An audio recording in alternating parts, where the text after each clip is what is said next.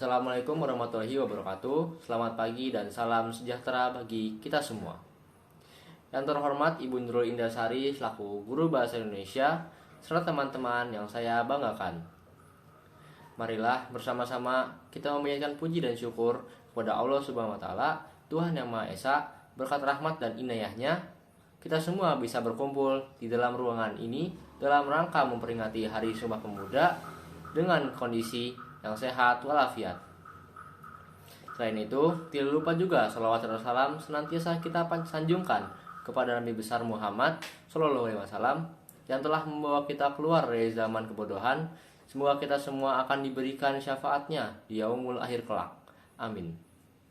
Pada pagi hari yang cerah ini, saya akan menyampaikan sebuah pidato yang berjudul Ayo Kembali ke Dalam Semangat Persatuan. Pidato ini saya buat dengan tujuan mengerjakan portofolio bahasa Indonesia. Semoga apa yang bisa saya sampaikan dapat mendorong kita untuk kembali ke semangat persatuan seperti yang para pemuda sebelum kita dalam Sumpah Pemudanya.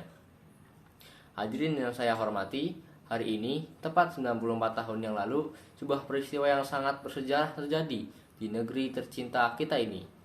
Pada waktu itu, semua aktivitas pemuda dari berbagai organisasi kepemudaan di seluruh Indonesia bersatu dan berkumpul untuk berdiskusi dan mempraksarai tonggak persatuan bangsa yang tertuang pada teks Sumpah Pemuda yang berbunyi, "Kami, putra dan putri Indonesia, mengaku bertumpah darah yang satu, tanah Indonesia.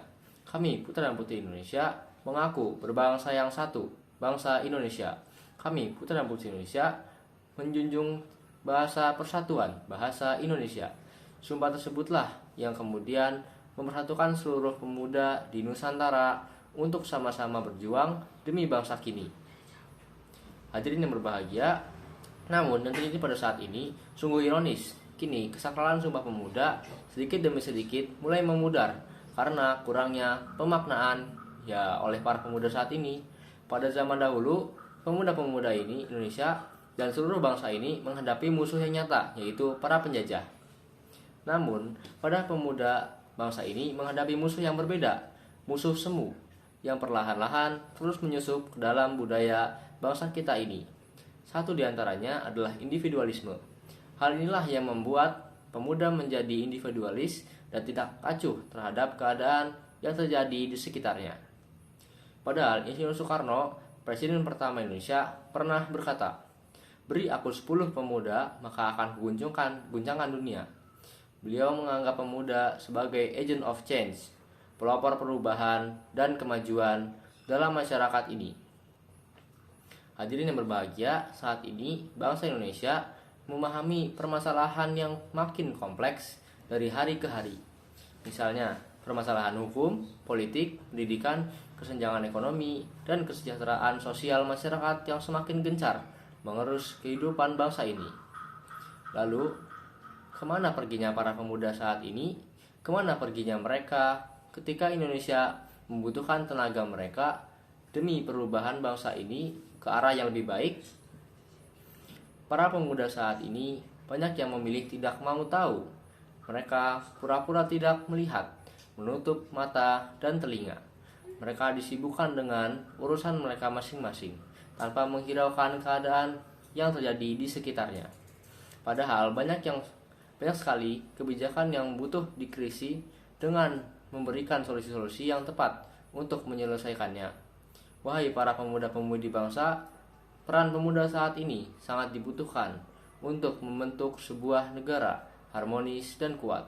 Dengan perkembangan teknologi saat ini dan kebebasan berpendapat yang makin dijunjungi tinggi, seharusnya pemuda bisa lebih optimal lagi dalam menjalankan perannya sebagai agent of change. Kita dapat menyampaikan pendapat melalui berbagai cara, seperti melalui film, musik, fotografi, maupun media lain. Dengan begitu, sebagai pemuda, kita menjadi aktif dalam menjaga bangsa ini dan bukannya hanya diam.